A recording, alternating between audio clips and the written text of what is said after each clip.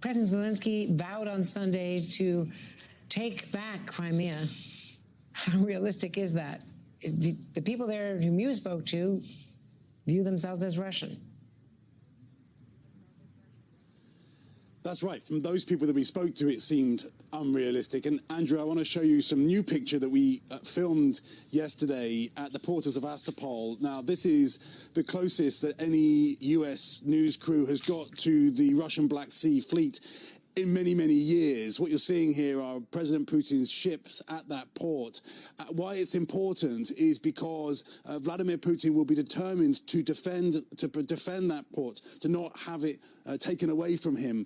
He may well do pretty much anything to try to achieve that, and the reason why is because it is so strategically important to Russia. But here's the irony: the fact since he launched that invasion a year ago in Ukraine, the Ukrainians now will be determined not to have the Black Sea fleet there, potentially threatening their coast for years to come. So it is a very, very dangerous standoff that suggests that this could pan out for some time to come. It's hard to see how you reach a negotiation over that. And there in Sevastopol, Andrew, I've got to tell you, I mean, there was just military everywhere, absolutely everywhere. It is a military town. So again, when, for example, Victoria Nuland talks about, at the very least, we want Crimea to be demilitarized, I found myself standing there and wondering, how on earth does that happen? And Keir, we keep hearing that Crimea is exactly what NATO and the U.S. fear Zelensky will try to go into with long-range weapons, maybe even with those F-16s if he ever were to get them, which I don't think he will, not in the near term. They're worried that that is a tripwire for Vladimir Putin. What is your take on that?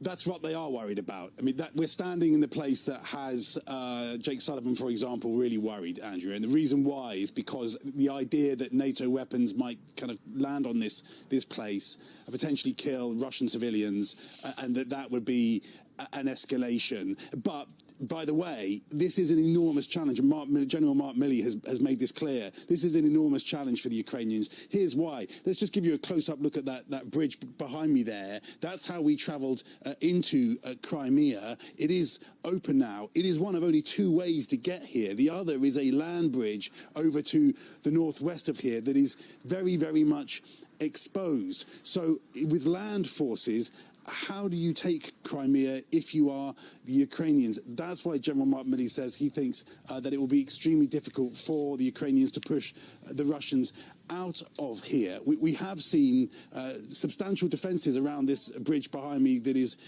President Putin's pride and joy, Andrea, and that's not surprising. But as we saw in my piece, I mean, we also know that the Ukrainians have wanted, or at least they haven't admitted it, but it seems pretty likely that it was the Ukrainians, that they've wanted to target that bridge behind me there. Again, if you take down that bridge, how do the civilians leave? These are very, very difficult questions if we do get to the point where Crimea is an objective that the Ukrainians realistically can look at militarily.